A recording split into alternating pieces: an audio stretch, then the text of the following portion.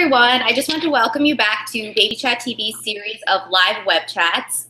For those of you who haven't seen our web chats before, I am Jessica Warm on behalf of BabyChatTV, and today I have with me our website's resident expert, international board-certified lactation consultant, Leanne O'Connor. And before I go into our viewers' questions, and we had several of them submitted to us, so hopefully we get a chance to cover all of them, and if we don't, we do apologize. I'd actually love for Leanne to just tell us a little bit about yourself, your background experience, kind of what started you working in this field, because I can't really imagine thinking about doing that myself. So just let us know a little bit about you. Sure. Hi, everybody. Well, I came to lactation through motherhood. When I had my first daughter almost 20 years ago, I was a little overwhelmed and surprised about how challenging breastfeeding was and just being a new mother. And my sister-in-law encouraged me to go to La Leche League meetings, which I did. And there I kind of found my tribe of mothers. And I started volunteering as a La Leche League leader. And from there, I fell in love with helping mothers. I fell in love with breastfeeding personally and empowering other mothers. And I thought it would be a great career move for me. So I started studying and worked towards becoming an IBCLC. And I've had a private practice for 13 years. It's kind of followed me through my path of motherhood. I had 2 more children.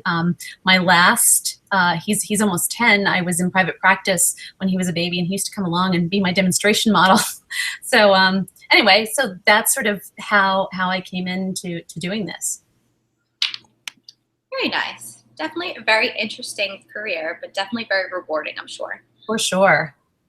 Our first question is from Emily, who is actually expecting twins.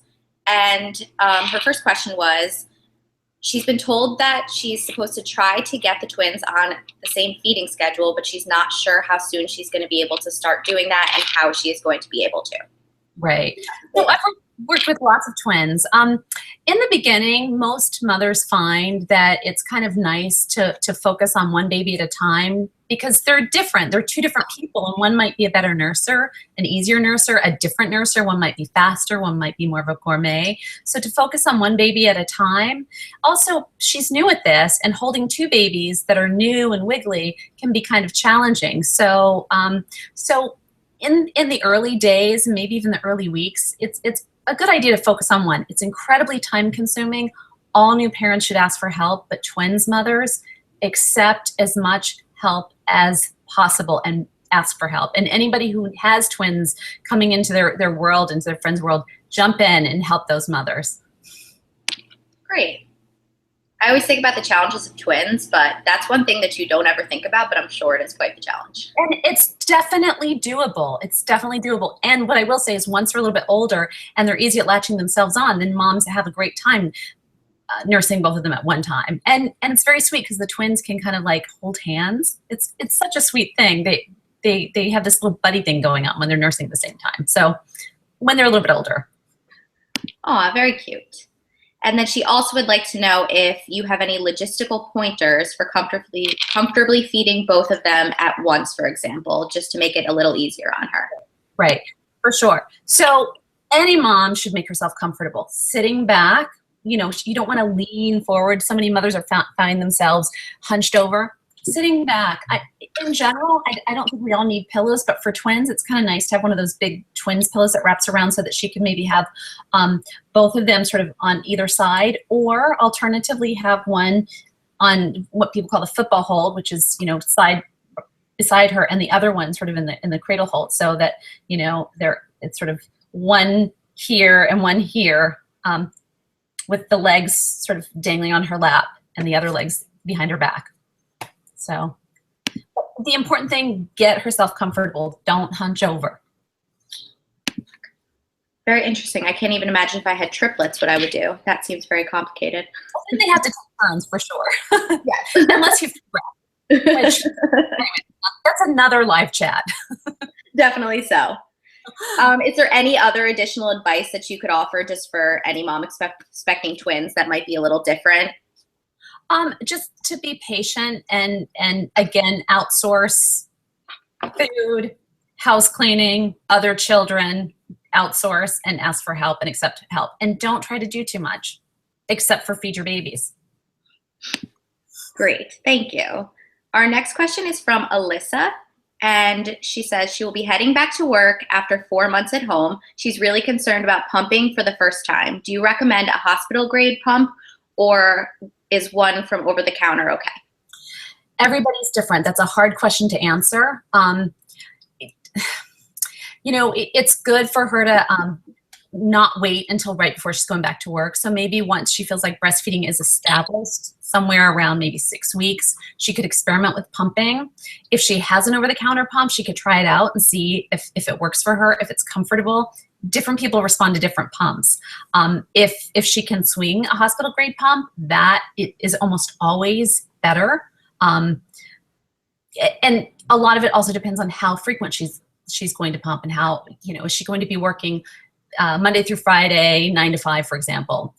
If that's the case, she probably needs to be pumping about 3 times a day, and then to continue to nurse her baby while she's with her baby. And many mothers who are working find that if they nurse when they're together, meaning that if they're working more of a traditional, we'll say that she has 2 days off a weekend, on Monday, she will probably pump more than she does on Friday, because her baby has been with her skin to skin, stimulating the milk production. Oh, okay.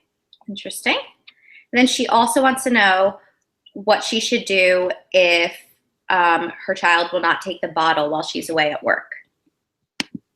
I'm sorry, I kind of missed that. What she should do if the baby doesn't take a bottle? Yes, if she doesn't take the bottle while she's at work. Okay. Well, it's been very rare in all of my years, 18, 19 years of helping people. There's only been 2 babies that really were real holdouts, and that just really waited for their mom to come home. But mostly the baby will take it. The idea is not to overwhelm the baby with a fast flow bottle. Don't put the baby upside down. Wear the baby, have somebody else give the baby the bottle. The partner, the caregiver, have them wear the baby, keep the baby upright, be cozy with the baby. Because when a mother's nursing, it's an extension of love, right? And there's a lot of touch and feeling that goes on. And bottles can be the same way. You can be cozy and loving and slow with the bottle, and not to give up. And maybe the mom herself should not be the person who gives the bottle, but maybe another person, another loving person. Oh, makes sense. Then Renee would like to know, or she is currently 6 months pregnant, and this is her first pregnancy. She says that she's always struggled with fluctuating weight, and she's nervous that she's going to have difficulty losing the baby weight after she has her daughter. Will breastfeeding really help her lose the weight, or is this a myth? Well, breastfeeding can help with weight loss. The idea is not to eat a ton of sugary food and to overeat while you're nursing. But in general, yes, breastfeeding does burn up quite a bit of calories. So if you eat to quench your thirst and your hunger, and eat a generally speaking healthy diet, then yeah, most mothers will drop weight. Okay, good. It's not a guarantee, but it can work. It's not a good diet choice or weight loss regimen. What I will tell you from personal experience on Weight Watchers, there was there is a breastfeeding Weight Watchers variation, and the amount of food you get equaled about, I think it was between 300 and 500 calories a day, which included weight loss. So yeah, so it can work. Oh, good. Good to know. Yeah. Claire would like to know, why does my baby get so frustrated when I attempt to breastfeed him, but bottles are fine for him? Okay, that's a tricky question. That's one of those that I can't say for sure. It depends on how old that baby is, how many bottles he's got, and what kind of bottles. There's this whole idea of nipple confusion. Well, what we figured out, babies aren't confused at all. They have a preference. If babies are getting fast bottles that are very, very, full, they're being overfed quickly, then they're not going to have an easy time at the breast. That's one issue. Working the breast helps develop those muscles, the jaw, the tongue. It helps develop the shape of the mouth. So it takes more effort and more work. But if a baby's not having to use that effort, then they're not going to want to. The other issue, again, depending on what's going on, sometimes if the baby has a little bit of, this sounds like a scary word, birth trauma, you know, if they've been kind of, have some stiffness in their neck, for example, sometimes that makes breastfeeding hard. Another issue is if the baby is tongue-tied, that's when the little bit of skin under the tongue is too tight. Sometimes that makes it harder for them to grasp onto the breast. So the bottle is just naturally easier. So in a case like that, I would encourage this mom to meet with an IBCLC to evaluate what's going on. Okay, great.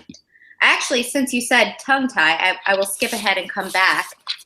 One of our viewers, Samantha, said that she believes that her baby does have tongue tie, and she wants to know how this is going to affect her breastfeeding. Okay, so tongue-tied babies can breastfeed. Some of them can. It depends on the severity of the tissue that tethers their tongue to the floor of the mouth. In some cases, the baby just needs to be fed frequently, like more frequent than an average baby, because it takes so much effort for them to get milk out and they can't get out as much, so they need to be fed smaller meals more often.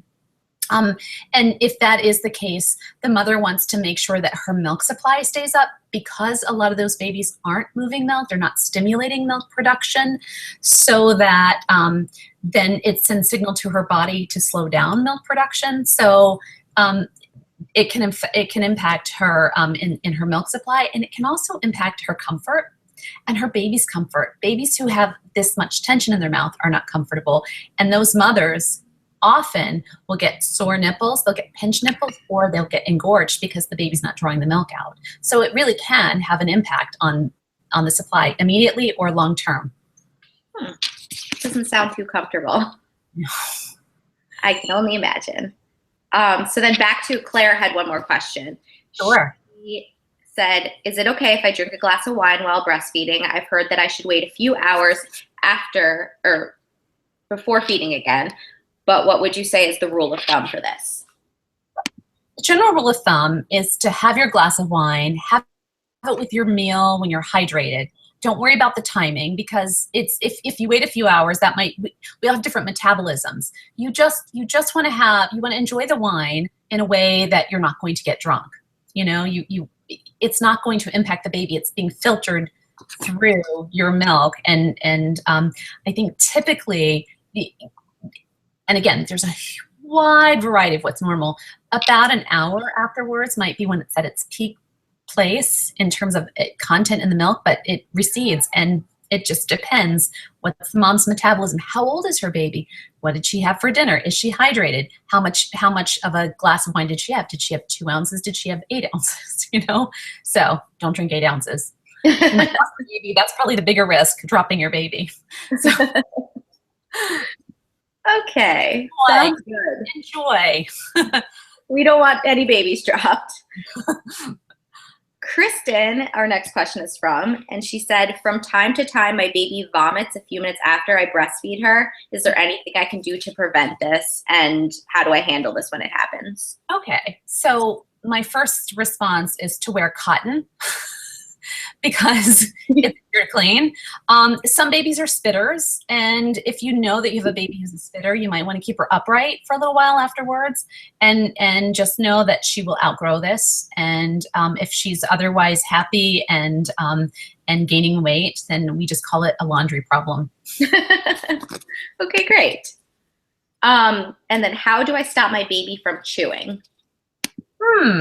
Well, I guess we have to figure out why the baby's chewing. So again, this kind of goes to, well, how old is this baby? Is this baby getting a lot of bottles and a lot of pacifiers? Is the baby teething?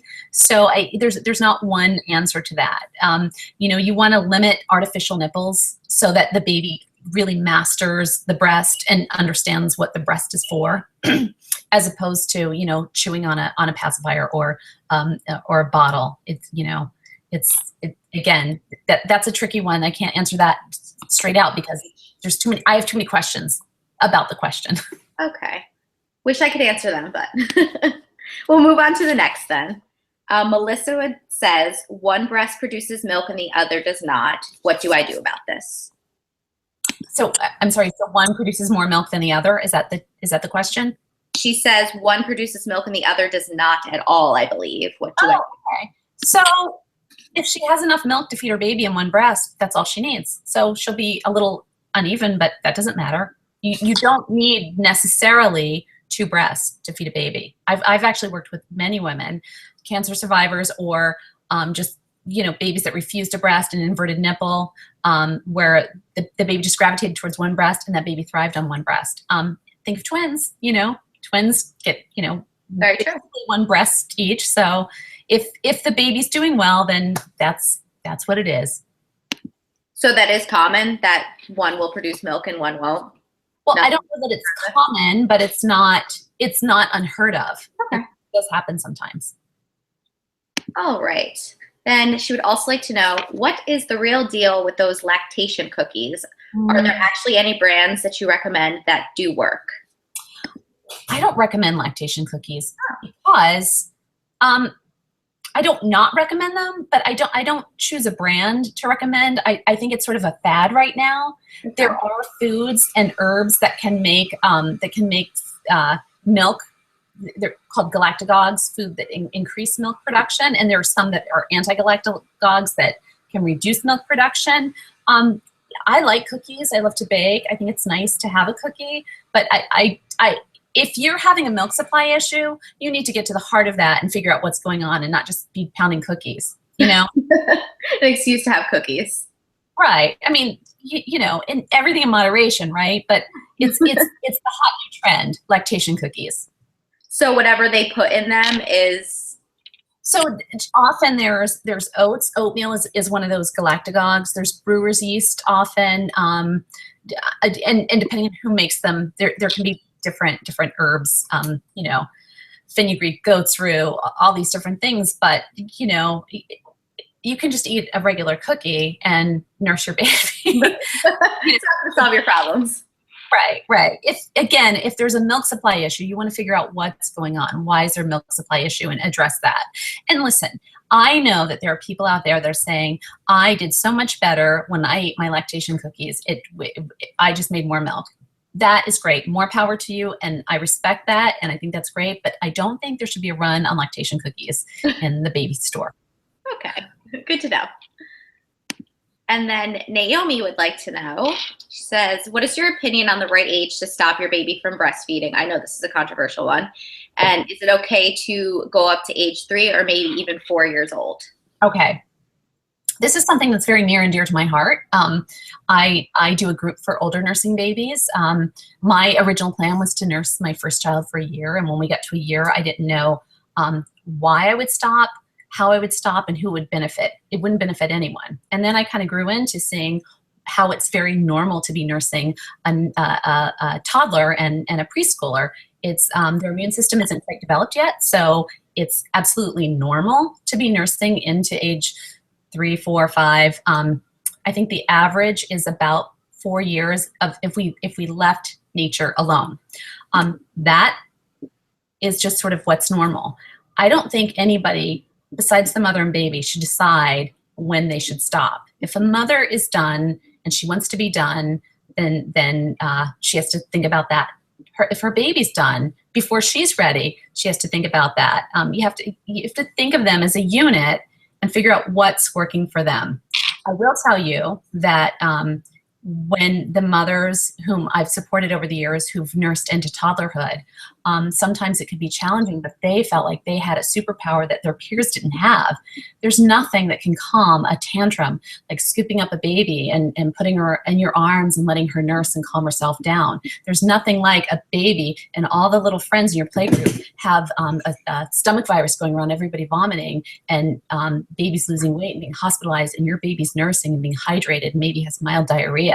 Like little things like that are huge. We don't think about that. It hasn't been that normalized, but it is absolutely normal and appropriate for a toddler to be nursing. And again, I've supported so many mothers who felt they were done at 6 months nursing or 12 months or whatever, and she has to make an informed decision. So it's my opinion. It doesn't matter what my opinion is. It's for the mother and the baby. Just out of curiosity of my own, what, from your experience, what is the average amount of time that people usually do it until, or when do they stop? Well, I mean, you know, in this country, we wean way too early in terms of, for various reasons. Mothers go back to work and they're not supported. There's marketing of other types of feeding. There's scheduled feeding there's a lot of things that undermine breastfeeding. And then the truth is that we sexualize this breast, right? The breast becomes this sexual object that we have to separate from our children. Whereas the function of our breast first is mammary glands. They make milk, and it's you know, we have to know the body. I don't want to get too super philosophical here, but the body has many functions of nurturing and loving and being sexual, but also just, you know, just being. And so we have to know that it's all, we have to encompass all of that. And now I'm really getting philosophical, but it, you know, it's the average age normally, if we don't interfere culturally, I believe is 4.2 years of weaning. So that means that there's a range between 2 years and 7 years. Okay. That's interesting. Good to know. Yeah. Typically, babies don't wean on their own. Babies don't typically wean before the age of 2. That's mother-led weaning. Okay. Good to know. And then she also would like to know if there are any foods that she should avoid while breastfeeding, or if there are specific foods that are better to eat while breastfeeding. I don't recommend pot brownies. I don't think. You know, you want to keep your body clean. It's a place where you grow your baby inside and out. Generally speaking, you want to eat a diet of whole foods that you enjoy. Does that mean if somebody, I remember meeting this mother, and I kind of felt sad because she thought that by eating an imperfect diet, that her milk was inferior to formula. So she would if she ate something that she didn't think was like pure, she would give her baby formula, which is such a myth, and such, you know, this idea that we have to be perfect is really hard and unfair on mothers and on their babies, because then the mothers feel guilty and then they don't nurse their babies and it becomes very complicated. So eat the food you like to eat that makes you feel good, that gives you energy, that makes you feel like you're healthy. Okay. I think that's actually it for the questions we had from the viewers. Is there anything else that you want to add? Any recommendations you have? Just anything specific you want to tell everyone? Well, you know, I commend all of you for getting out there and being mothers and parents and caring for your children. I think it's important that everyone find their tribe, their community. Reach out. It's kind of scary moving into the mother world. We don't realize it, and sometimes when you're afraid to kind of jump in, there could be another mother who's equally afraid, and you know, you might feel judged because she's shy. So kind of put yourself out there, because we need a community, and you'll find those mothers that can support you. And I think that's invaluable. Go to La Leche League meetings, go to breastfeeding support groups. There's all kinds of different little groups and communities. And don't be afraid to nurse your baby. Don't be afraid to hold your baby. I'm sure people are more than you realize. So yeah. All right, well, if there's nothing else, then I think we covered all of the questions that we had for today. So, I mean, if anyone is interested in learning some more, Leanne has a full series on BabyChatTV.com if you want to take a look at that, or you can always contact us if you have any additional questions. So, if you have anything else to say, Leanne? Just thank you for having me, and you can always reach out to me through BabyChatTV or through my website, leanneoconnor.com. If you have any questions, I'm happy to answer. And thank you, Jessica. Thank you. Have a great night. All right, you too. Good night.